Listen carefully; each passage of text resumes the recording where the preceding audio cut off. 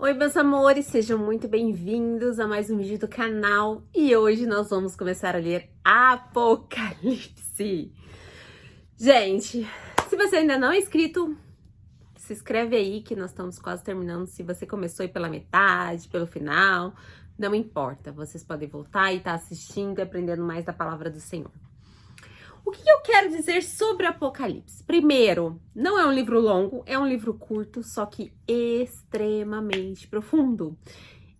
Foi João que escreveu e ele é escrito com muitas formas de se interpretar.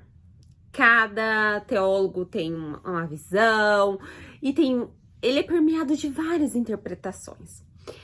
Eu me lembro que quando eu era pequena, minha mãe falava, nossa, que o livro era...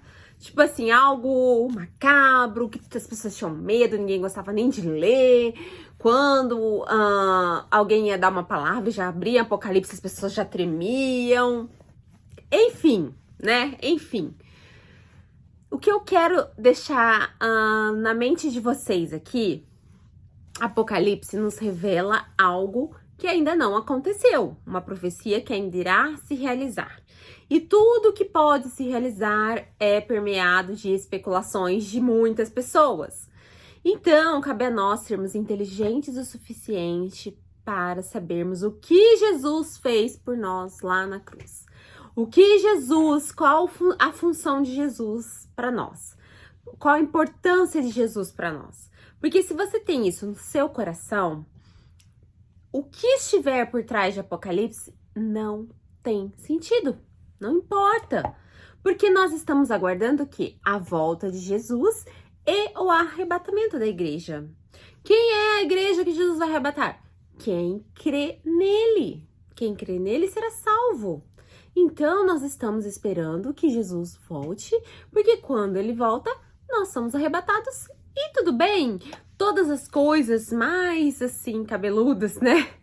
Podemos dizer que para passar... vão passar as pessoas que não creram nele.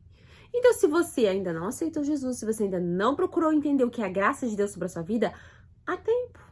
Procure saber o que é essa graça, o que é ter Jesus como seu Salvador.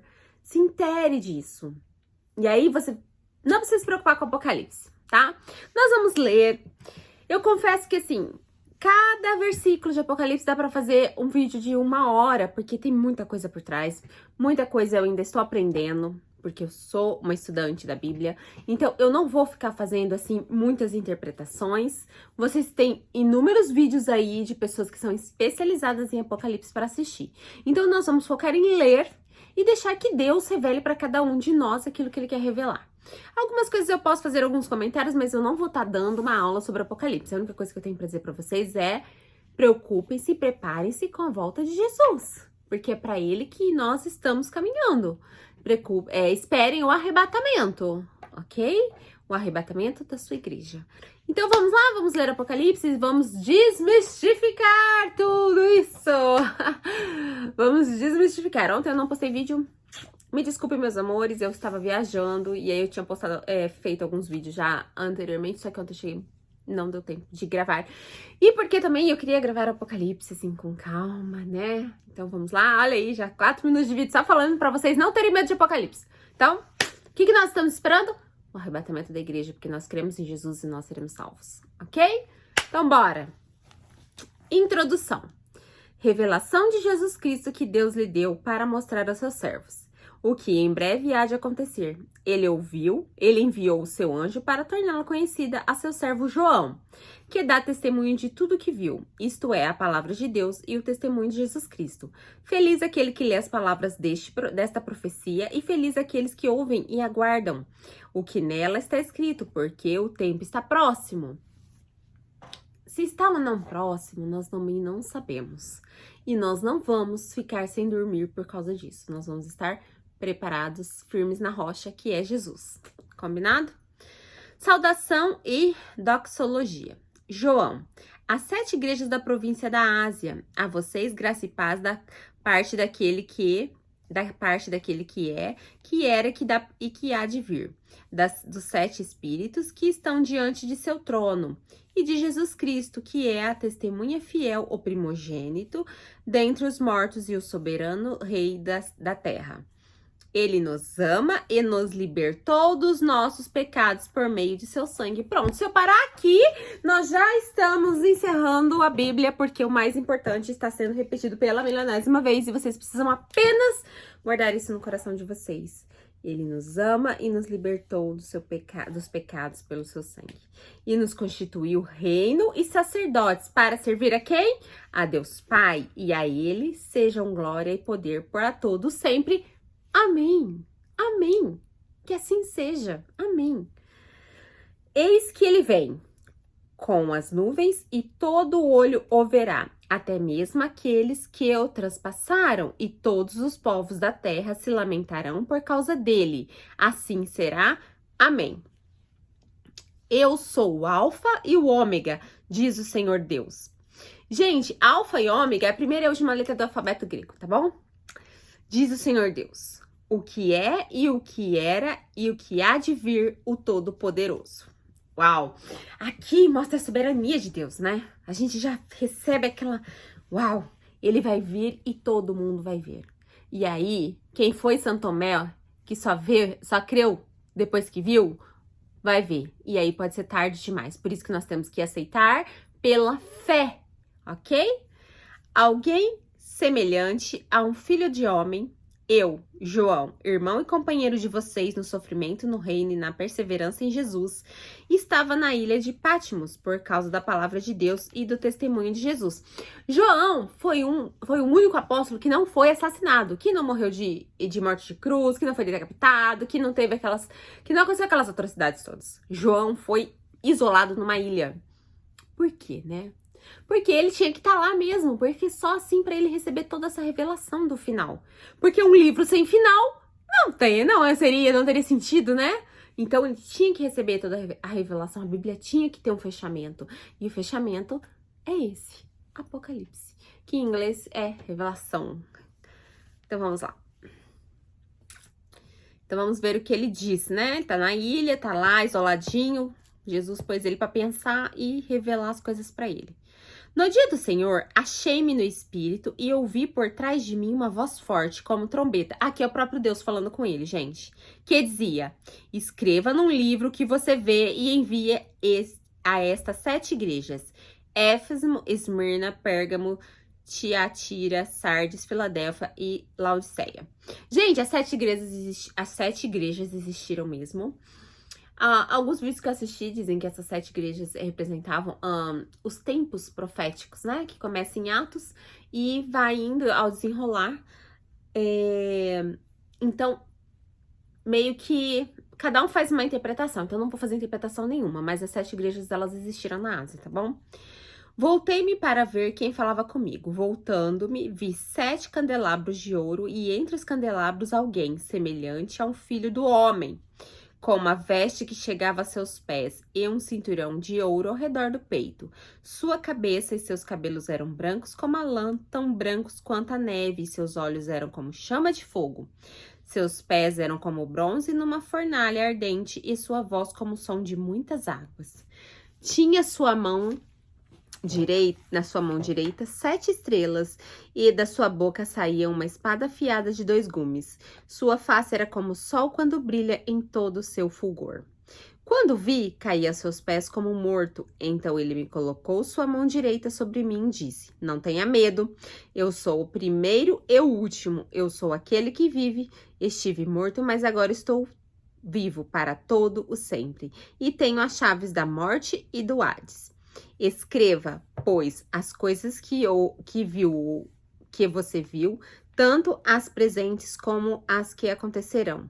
Este é o mistério das 7 estrelas que você viu em minha mão direita e dos 7 candelabros. As 7 estrelas são os anjos das 7 igrejas e os 7 candelabros são as 7 igrejas. Aí algumas pessoas dizem que esses anjos poderiam ser seres celestiais ou os pastores das igrejas que aí passariam para os seus fiéis os recados de Deus. Quando a gente morrer, a gente descobre a verdade, gente. Cada um fez... Eu assisti vários vídeos, eu tive aula de escatologia, então cada religião interpreta de uma maneira. É meio assim, subentende-se. Então vamos ler e cada um tem a sua própria revelação, ok? Assim, não tem briga, porque no fim, o importante mesmo, todo mundo concorda, que Jesus é o Salvador, que Deus todo soberano apareceu para João, fez muitas revelações, pelo menos o básico aqui a gente pode entender e tem uma comum aceitação. O básico dá para entender, os detalhes só Deus mesmo para revelar. Capítulo 2, a carta à igreja de Éfeso.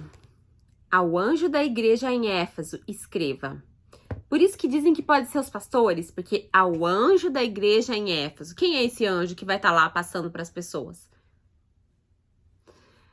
Estas são as palavras daquele que tem as 7 estrelas em sua mão direita e anda entre os 7 candelabros de ouro. Conheço as suas obras, o seu trabalho árduo e sua perseverança. Sei que você não pode tolerar homens maus, que pôs à prova os que dizem ser apóstolos, mas não são, e descobriu que eles eram impostores. Você tem perseverado e suportado sofrimentos por causa do meu nome, e não tem desfalecido. Contra você, porém, tenho isto: você abandonou o seu primeiro amor. Lembre-se de onde caiu, arrependa-se e pratique as obras que praticava no princípio. Se não se arrepender, virei a você e tirarei o seu candelabro do lugar dele.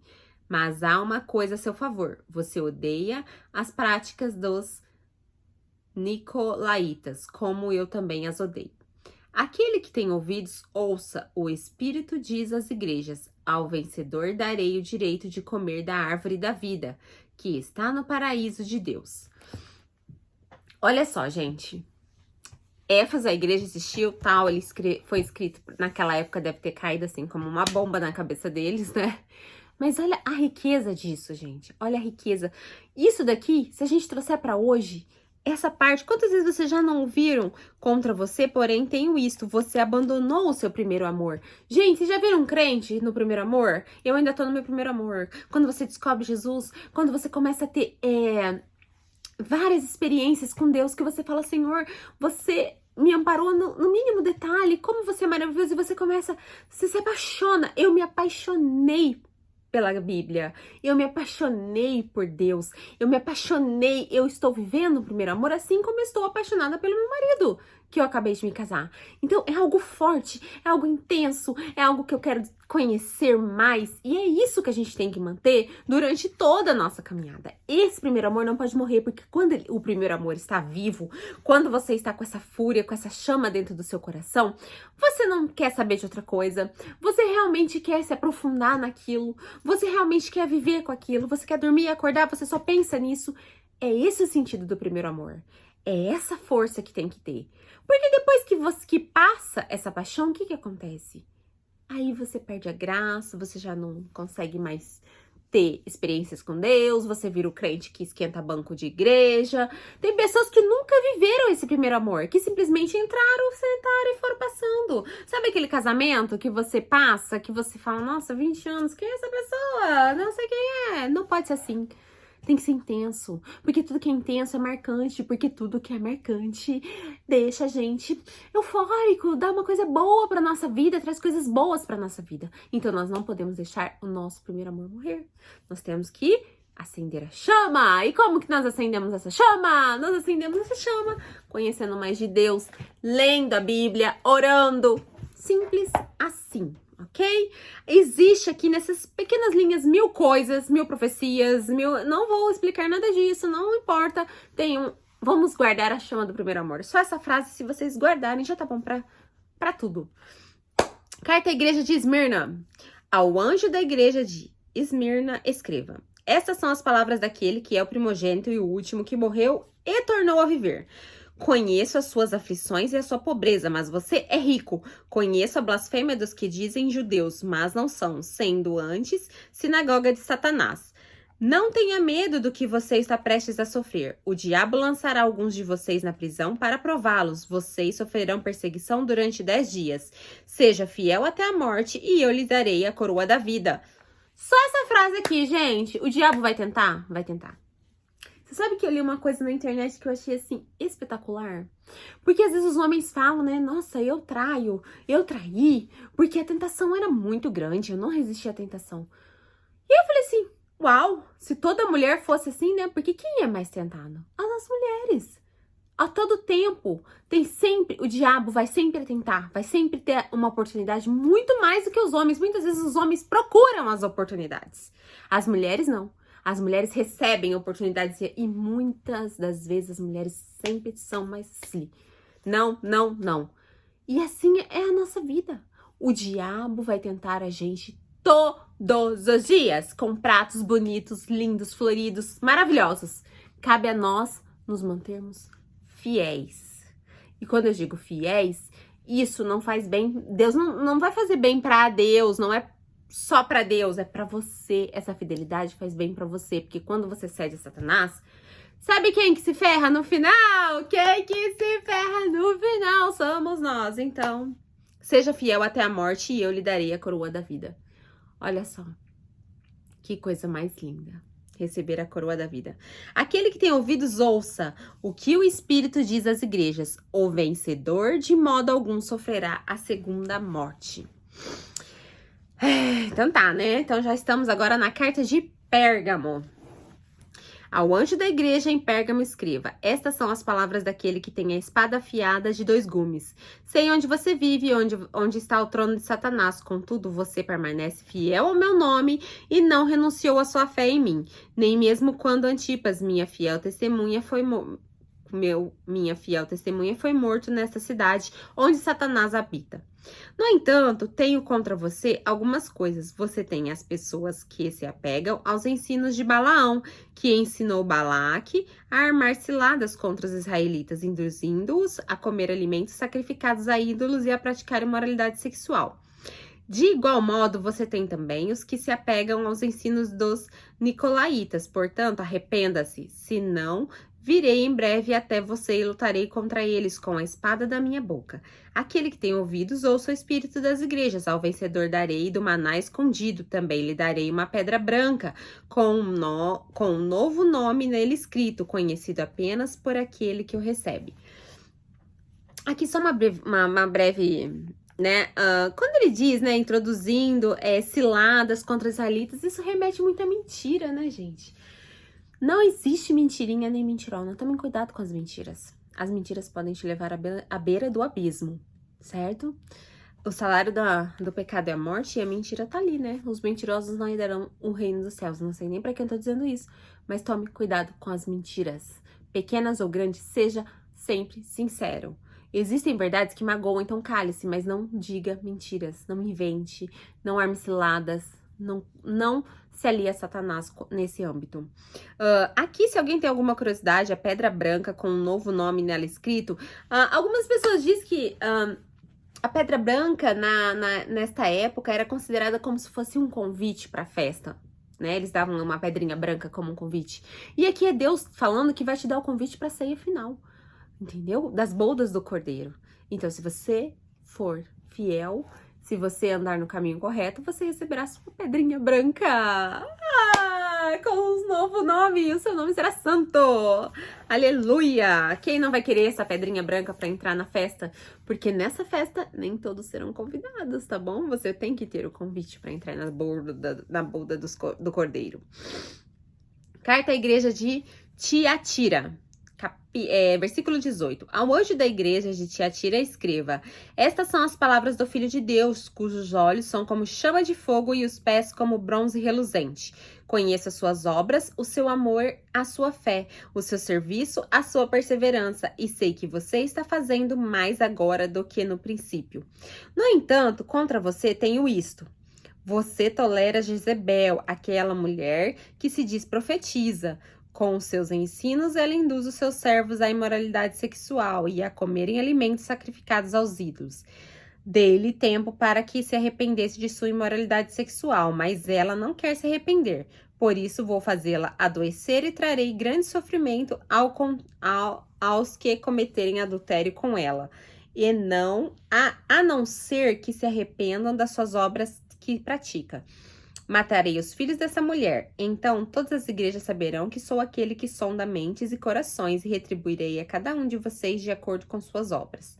Aos demais que estão em Tiatira, a vocês que não seguem a doutrina dela e não aprenderam como eles dizem os profundos segredos de Satanás, digo, não porei outra carga sobre vocês, tão somente apegue-se com firmeza ao que vocês têm, até que eu venha.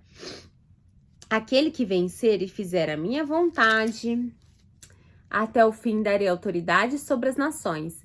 Ele as governará com cedros de ferro e as despedaçará como um vaso de barro. Eu lhe darei a mesma autoridade que recebi do meu pai. Também lhe darei a estrela da manhã, aquela que tem ouvidos que ouça o Espírito diz às igrejas. Gente, o que eu acho mais bonito aqui, ó... Darei tempo para que se arrependesse, dei-lhe tempo para que se arrependesse da sua imoralidade sexual, mas ela não quer se arrepender.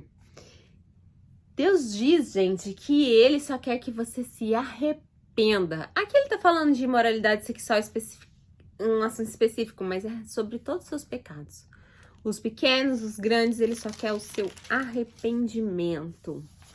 Capítulo 3, a igreja de Sardes. O anjo da igreja em Sardes escreva. Ao anjo da igreja em Sardes escreva.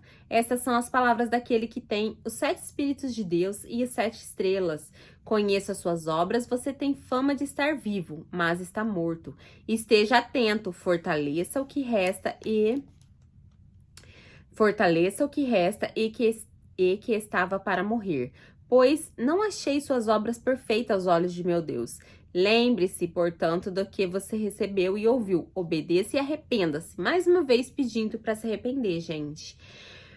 Ele não está dizendo você pecou e será condenado até o fim. Não, ele está dizendo arrependa-se. Mas se você não estiver atento, virei como um ladrão e você não saberá a hora, virei contra você.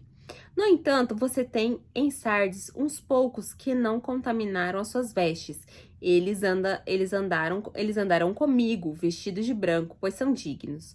O vencedor será igualmente vestido de branco, jamais apagarei o seu nome do livro da vida, mas o reconhecerei diante de meu Pai e seus anjos, aquele que tem ouvidos que ouça o Espírito, diz às igrejas.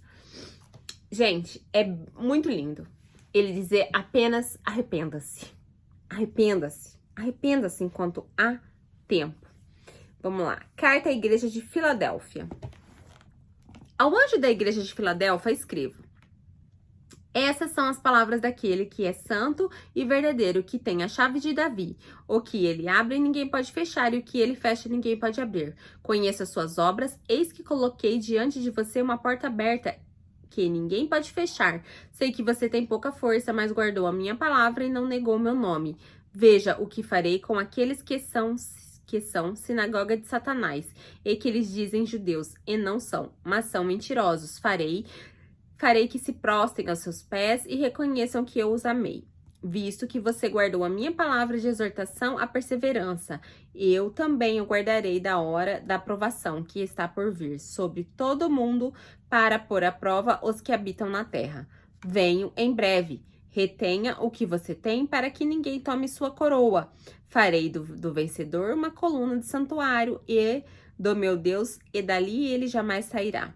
Escreverei nele o meu nome e o nome da cidade do meu Deus, a Nova Jerusalém, que desce dos céus da parte de Deus. E também escreverei nele o meu novo nome. Aquele que tem ouvidos que ouça, o Espírito diz às igrejas.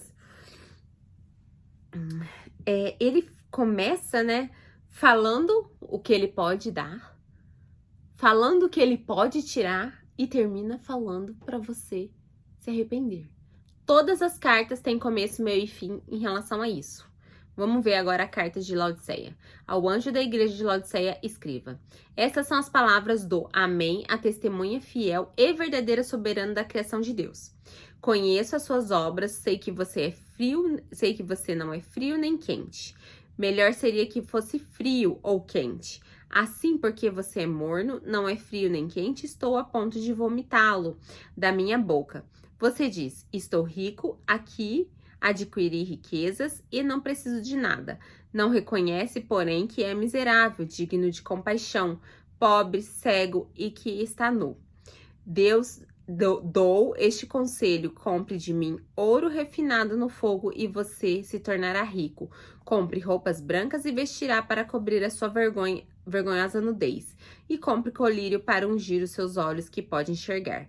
Repreendo e disciplino aqueles que eu amo. Por isso, seja diligente e arrependa-se. Mais uma vez pedindo para se arrepender.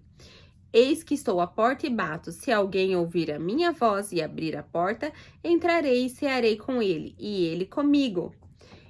Deus mostra o pecado, escancara o pecado, como que tava, né? Aqui já começa largando pau aqui na igreja. O negócio tá pegando fogo lá. Só que ele pede arrependimento e ele mostra o quanto será gratificante para quem se arrepender. Quem não quer ceiar com o Senhor? Quem?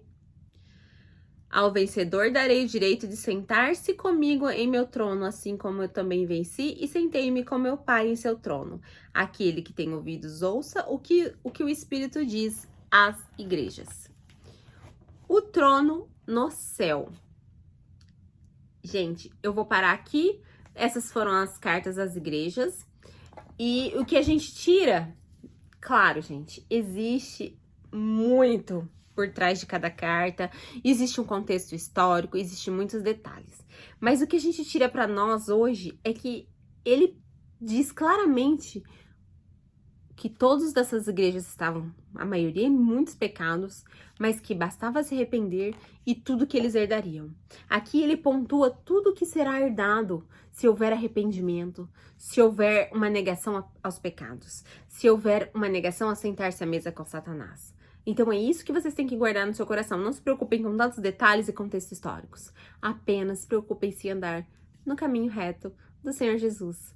Meus amores, um beijo. Estamos aí, começando Apocalipse. E vamos que vamos. É curtinho, é muita informação e vai ser muito, muito rico para nosso coração, ok? Beijos e fiquem com Deus.